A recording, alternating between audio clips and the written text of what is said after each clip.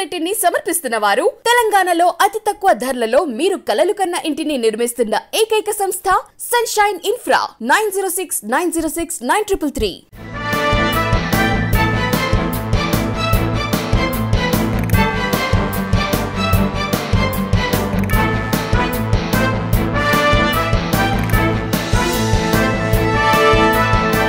నమస్తే, welcome to V3 news. లక్ష్యం సమాజహితం. నేను ఆకాంక్ష. బులెటిన్ ముందుగా హెడ్లైన్స్ చూద్దాం.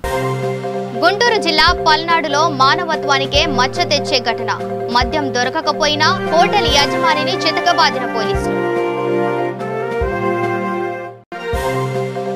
నిర్మల్లో రియాల్టర్ అపహరణ. తూప్రాన్ దిశగా వెళ్తుండగా చాకచక్యంగా పట్టుకున్న పోలీసులు.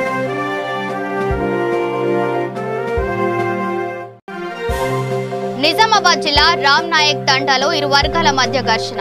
ఓ వర్గం పొలం దున్నుతుండగా మరో వర్గం దాడి. ఇక డీటెయిల్స్ చూస్తే గుంటూరు జిల్లా పల్నాడులో మానవత్వానికే మచ్చ తెచ్చే ఘటన జరిగింది. పిడుగురాళ్ల మండలం తుమ్మల చెరువు గ్రామంలోని ఓ హోటల్ యజమాని పట్ల పిడుగురాళ్ల సిఐ ప్రభాకర్ రావు దురుసుగా ప్రవర్తించాడు. మద్యం విక్రయిస్తున్నాడని ఆరోపిస్తూ చితకబాదారు. గత నెల 6న పోలీసులు గ్రామంలోని హుస్సేన్ నివాసాన్ని తనిఖీ చేశారు. ఎంత వెతికినా ఏమీ దొరకకపోవడంతో అతనిని విచ్చలవిడిగా కొట్టారు. అడ్డొచ్చిన భార్య హుస్సేనమ్మను మతం పేరుతో దూషించారు. ఆ సమయంలో అక్కడ గుమ్మగూడిన వారు వీడియో తీయడంతో ఈ విషయం వెలుగులోకి వచ్చింది. మైనారిటీ కమిషన్తో పాటు జిల్లా ఎస్పీకి ఫిర్యాదు చేశారు. ఆలమూరు హుస్సేన్ ఆదివారం ఉదయం పూట 10 గంటలప్పుడు సిఐ గారు మా ఇంటికి వచ్చాడు. ఇంటికి వచ్చి ఇల్లు మొత్తం వెతికాడు. మీరు మందు అమ్ముతున్నారంట, మీ కాడ మందు ఉందని మాకు ఎంక్వైరీ వచ్చింది, మీరే మందు అమ్మేదని చెప్పి బీరువా ఇల్లు మొత్తం వెతికాడు సార్. నేను పక్కన నుంచి ఉంటే నన్ను నెట్టేశాడు, కింద పడ్డాను. నా భర్తను ఎగబడి కొట్టాడు. నా కళ్ళ ముందే కొట్టారు సార్. మాకు న్యాయం మరి ఏం చెప్పలేదు. నా భర్తకి ఇలా అయిపోయింది. నా భర్తకు ఒంట్లో బాగాలేని సంగతి అందరూ తెలుసు. మరి నా పరిస్థితి ఏందో చెప్పండి. మీరు ఏం పని చేస్తూ ఉంటారు? వాటిలో పనేనండి. కొట్టు పెట్టుకుని ఉంటారు. కొట్టు పెట్టుకుని బతుకుతున్నాం. మా ఆయనకి ఆరోగ్యం బాగోదు. ఎవరు చెప్పారని మీరు ఏమన్నా అడిగారు? ఆయన ఎవరు చెప్పారంటేను నేను చెప్పను, మీకెందుకు చెప్పినట్టు చెబుతానని చెప్పి ఆగబడి కొట్టాడు. ఇంతకు ముందే ఏమన్నా వచ్చారు? అట్లాగా ఇంతకు ముందు 2 తడలు కానిస్టేబుల్ వచ్చారు, పోలీసులు వచ్చారు. అట్లా ఇంతకు ముందు 2 తడవలు వచ్చి కానిస్టేబుల్ వచ్చి దోలాడుకున్నారు. ఏమనుకున్న వాళ్ళు ఏం అనలేదు సార్. ఈ సిఐ గారు మడికి వచ్చి ఇల్లు మొత్తం వెతికాడు. ఇల్లు మొత్తం వెతికి మీరు మందు అమ్ముతున్నారంట, మీరు అమ్మని మాకు ఎంక్వైరీ ఎందుకు వచ్చిందని చెప్పి ఆగబడి కొడుతున్నారు. అప్పుడు మద్యం దొరికిందా? మందు అట్లాంటి దూరం దొరకలేదు సార్. అట్లా పెగ్గు కాదు కదా, ఎలాంటి దూరం దొరకలేదు. దొరకపోయినా ఆయన మమ్మల్ని ఏమవుతున్నా ఎగబడి కొట్టి పదట్లోకి లాగాడు.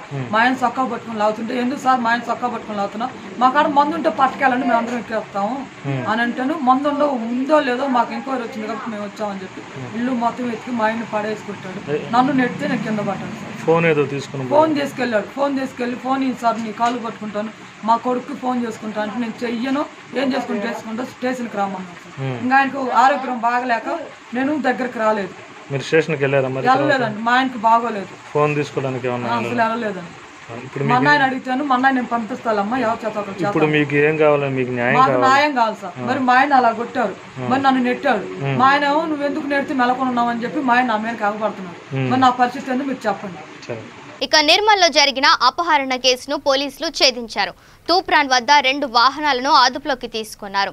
దివ్యానగర్లోని తవ్వి భవంతిలో ఉంటున్న రియల్టర్ విజయ్ దేశ్ పాండేను గుర్తు తెలియని వ్యక్తులు అపహరించారు. స్విఫ్ట్ డిజైర్ కార్లో వచ్చి కిడ్నాప్ చేశారు. అనంతరం నిందితులు తూప్రాన్ వైపు వెళ్తుండగా పోలీసులు చాకచక్యంగా పట్టుకున్నారు. కిడ్నాపర్ల ముఠా చేరు నుంచి విజయ్ దేశ్ పాండేను పోలీసులు విడిపించారు. ఒక్కళ్ళని 2 ఆపుతాడు, 10 మంది వస్తే ఏం ఆపుతాడు?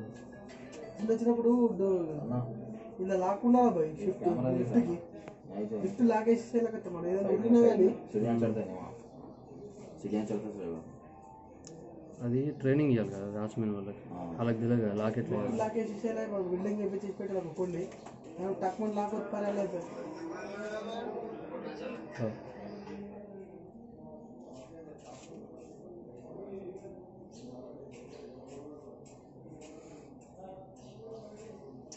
భయ డేర్ వచ్చిర్రు.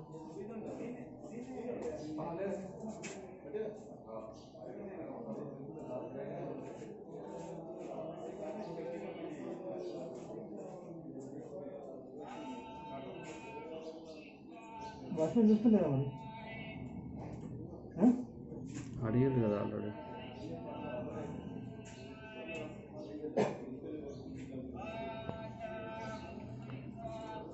ఫోన్ తీసుకోవాలి. తీసుకుపోయింటే ట్రాక్ చేస్తుంది కదా, తీసుకుపోయింటే ట్రాక్ చేస్తుంది.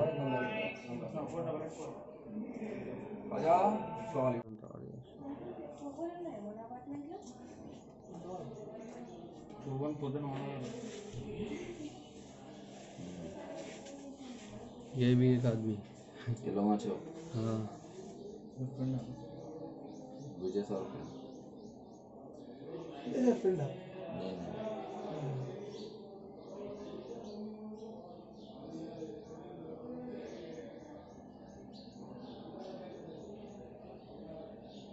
ఇక గత 6 నెలలుగా నిజామాబాద్ జిల్లా రామ్నాయక్ తండాకు చెందిన 2 వర్గాల మధ్య వ్యవసాయ భూమి విషయమైన గొడవలు జరుగుతున్నాయి. గతంలో పంచాయతీలు నిర్వహించి సామరస్యంగా పరిష్కరించుకోవాలని పెద్దలు నచ్చజెప్పారు. అయినప్పటికీ ఫలితం లేకపోయింది. ఈ వివాదం కోర్టులో ఉంది. ఈ నేపథ్యంలో వర్గానికి చెందిన వారు ట్రాక్టర్ తెప్పించి దున్నుతుండగా మరో వర్గంపై కారం కర్రలతో దాడికి దిగారు. ఈ ఘర్షణలో బుజ్జిబాబు, చందన్కు తీవ్ర గాయాలయ్యాయి. క్షతగాతులను నిజామాబాద్లోని ఓ ప్రైవేట్ ఆసుపత్రిలో చికిత్స పొందుతున్నారు. కేసు విచారణలో ఉంది.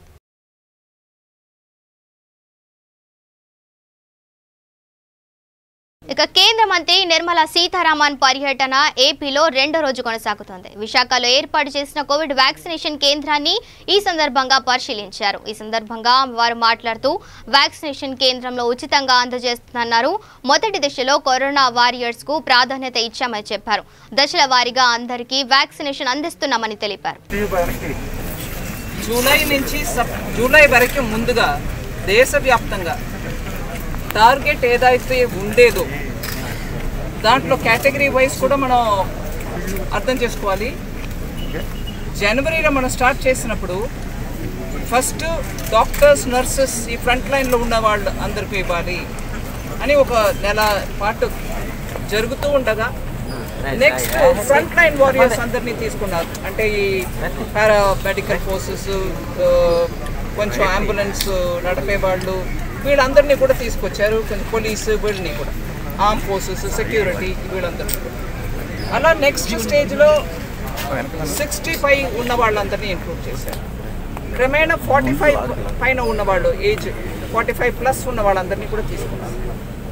ఇప్పుడు ఆ 45+లో మిగిలిన వాళ్ళందరినీ కూడా మొదటి ప్రయారిటీగా వాళ్ళందరినీ కూడా ఇచ్చేస్తున్నారు. ఎందుకు?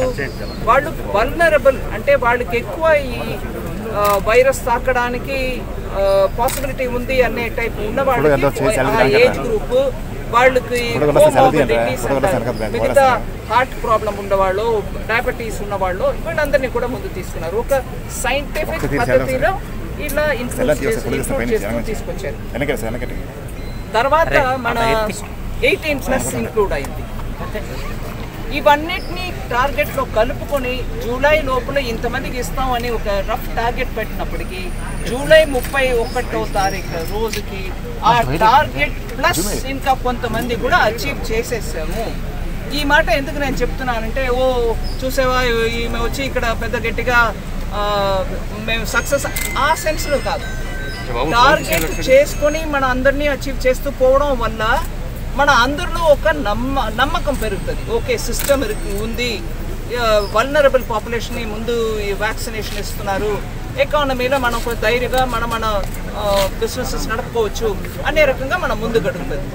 ఈ నమ్మకం కలగడానికి డెఫినెట్గా సెంటర్ ముందుగా అందరూ మాట్లాడి, ఇదిగోండి అందరూ వస్తున్నారు, వాళ్ళకి సిస్టమేటిక్ తరీకాగా ఒక కూర్చోబెట్టి వాళ్ళకి ఇంజక్షన్ ఇస్తున్నారు, దాని తర్వాత ఆబ్జర్వేషన్కి అరగంట కూర్చోబెట్టుకున్నారు. ఇవన్నీ జరుగుతుంది, ఓపెన్గా జరుగుతుంది, ఫ్రీగా జరుగుతుంది, అట్ నో కాస్ట్ జరుగుతుంది. ఎవరు ప్రజల దగ్గర నుంచి ఒక పైసా తీసుకోకుండా జరుగుతుంది.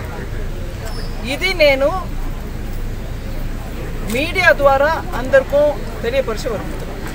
ఇప్పుడు ఈ స్టేజ్లో ఏమవుతుందంటే, మరి 18 వాళ్ళు ఉన్నారు కదా అండి అని అంటే దాంట్లో కూడా మన ప్రయారిటీ పెడుతున్నాం. ఎట్లాంటి ప్రయారిటీ అండి? ఇక చిత్తూరు జిల్లాలో ఓ హెడ్ కానిస్టేబుల్ ఆత్మహత్య చేసుకున్నాడు. Renigunta railway protection security force head constable Anandarao ఆదివారం తెల్లవారుజామున 4:15 తుపాకీతో కాల్చుకొని ఆత్మహత్య చేసుకున్నాడు. శ్రీకాకుళం జిల్లాకు చెందిన ఆనందరావు రేణిగుంటలో విధులు నిర్వహిస్తున్నాడు. కేసు విచారణలో ఉంది.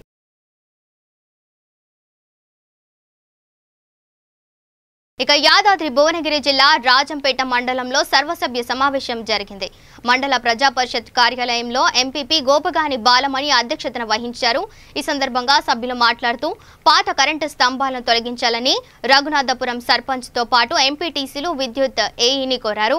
అధికారులు ప్రోటోకాల్ పాటించడం లేదని, తమను పట్టించుకోవడం లేదని పలువురు ఎంపీటీసీలు ఆందోళన వ్యక్తం చేసి సమావేశం నుంచి వాకౌట్ చేశారు. సమావేశంలో తహసీల్దార్ జయమ్మ, ఎంపీడీఓ నల్ల రామరాజు, ఏవో మాధవి తదితరులు పాల్గొన్నారు.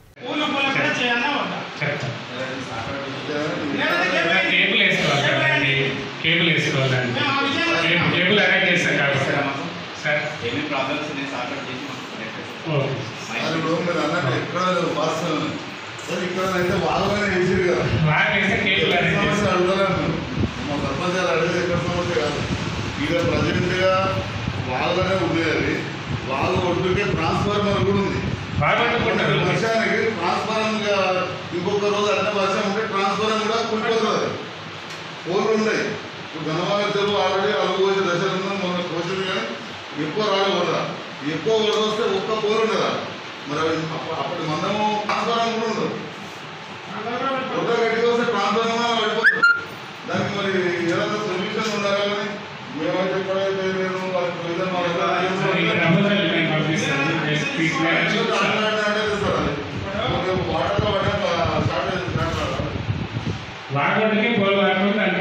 సెంటర్లో పోలంటే నిలబడదు సార్. ఎంత బాగా వస్తే తనకు ప్రభుత్వం సహాయ నిధి అందలేదంటూ కడప జిల్లా ఒంటిమిట్ట మండలం కొత్త మాధవరం గ్రామానికి చెందిన శ్రీహరి అనే చేనేత కార్మికుడు ఆవేదన వ్యక్తం చేశాడు. గతేడాది అందాయని ఈ సంవత్సరం ఇంతవరకు రాలేదంటూ వాపోయాడు. కరోనా సోకడంతో ఆర్థికంగా ఎన్నో ఇబ్బందులకు గురయ్యానని తెలిపాడు. రేషన్ కార్డు కూడా మంజూరు కాలేదని చెప్పాడు. ఇదే విషయమై ఒంటిమిట్ట మండల అభివృద్ధి అధికారి మల్రెడ్డిని మీడియాకు సంప్రదించగా బాధితుడికి న్యాయం చేస్తామంటూ హామీ ఇచ్చాడు. ఈ సమస్యను జాయింట్ కలెక్టర్ దృష్టికి తీసుకుపోతానని తెలిపాడు.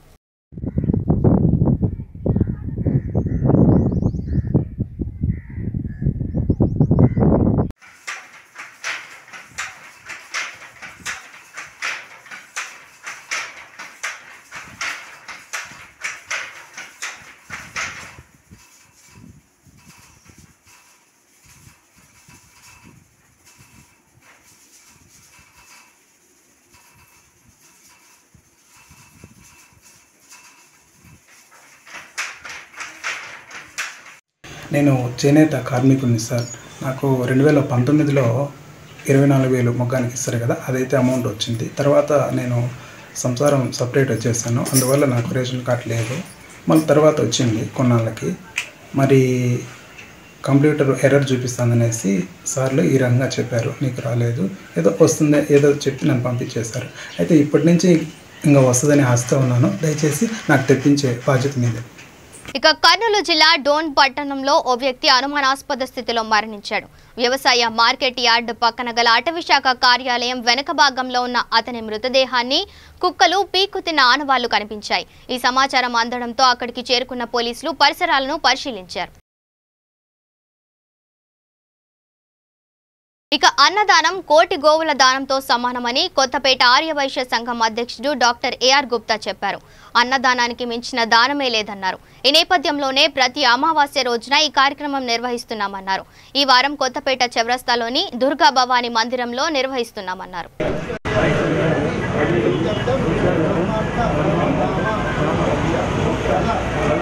ఇక బులెటిన్ ముగించే ముందు హెడ్లైన్స్ మరోసారి చూద్దాం.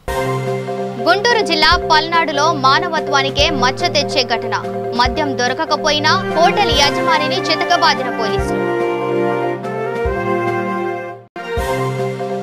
నిర్మల్లో రియాల్టర్ అపహరణ. తూప్రాన్ దిశగా వెళ్తుండగా చాకచక్యంగా పట్టుకున్న పోలీసులు.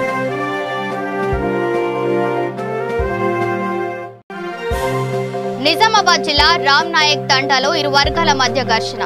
ఓ వర్గం పొలం దున్నుతుండగా మరో వర్గం దాడి. ఇవి bulletin updates. Stay tune to V3 news. లక్ష్యం సమాజహితం.